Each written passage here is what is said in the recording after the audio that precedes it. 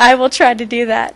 Now, most recently, you were the host of Fox News Channel's Fox News Watch. Could you tell me a little bit more about what you're doing now? I am finishing my next book, which I have a rather rigorous deadline for.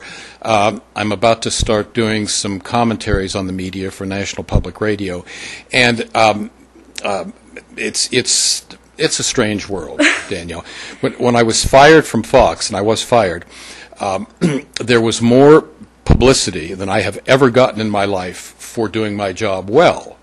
From blogs to the New York Times, the result of which has been numerous offers because I seemed like such a good guy. You know, why did Fox fire such a sweetheart? And you can tell that I am kind of a sweetheart. Absolutely. So the question is a valid one. So I'm considering numerous possibilities, even though I look great. I'm older than I look, so I really don't want to do too much and don't have to do too much. So the two things I've mentioned to you, the next book and the commentaries for NPR, are definite, and other than that, I don't know. And I wish you really wouldn't pry into my personal life the way you seem to be doing. I'm sorry, I apologize. Now, here in Pennsylvania, we are preparing for our primaries coming up. Now, could you tell me a little bit how you would interpret the media's behavior as far as their coverage of the Clinton and Obama campaigns? And do you think that the upcoming primaries add any pressure to the way that the media cover these events? I don't know that they add pressure, Danielle. I think what they do is add interest, because after Pennsylvania's done, depending on the results, the Democratic race may be done. And I think the media have been characteristically irresponsible to the point of criminality. What they cover compared to what they don't cover, days and days on Obama's innocent remark about, what was it, I had a typically white grandmother. You know, the stock market is behaving with total irrationality. The war in Iraq is better, but whoever said we may be there 100 years could be right. Osama bin Laden is loose. The housing market is horrible. And the media covering a presidential race among three people now, all of whom have ideas, solid ideas about the issues, never cover them. The reason they don't is that the nuances and complexities of these issues that I just mentioned are daunting for them. So they take the simple way out, and they cover the superficial stuff. The New York Times more than a month ago ran an article on whether or not the candidates' wives would be important to the campaign. They will take a phrase out of context. Reverend Wright, my God, Reverend Wright,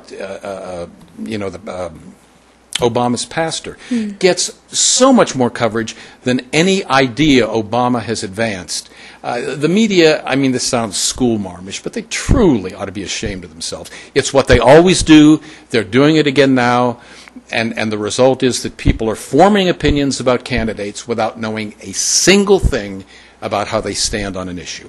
Okay, now quickly, it seems like young people today only know about politics because of people like Stephen Colbert and Jon Stewart.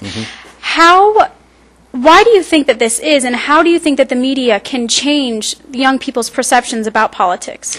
Well, I've seen Stephen Colbert's show once. I didn't like it, so I can only comment on The Daily Show, which I've been on, by the way. It's a strange thing to talk about, because as a straight news source, of course, it isn't.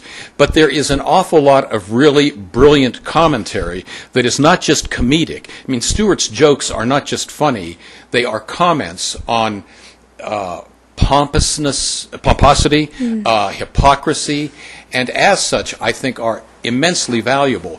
If that's your only source of news, you're in trouble. But if that's one of your sources of news, the brilliance of the comedic commentary, I think, is enlightening. Okay. Well, I think that's all that we have time for. Well, just one more quick question, very quickly. Do you have any advice for young people that want to go into the media profession, as some kind of guidance? Don't expect to do serious work. the media are getting less and less serious because the audience is getting less and less patient with substantive programming. Witness the kinds of reality shows that are on the air.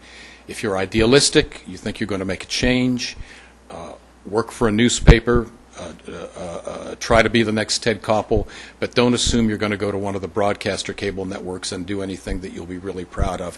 It's possible, but it's unlikely. Okay, well, thank you very much. I have been talking with Emmy Award-winning media critic and Westminster alum Eric Burns. Mr. Eric, thank you so much for joining me again. I'm happy to have done so, Danielle. Thank you. Stay tuned. More County Line is on the way.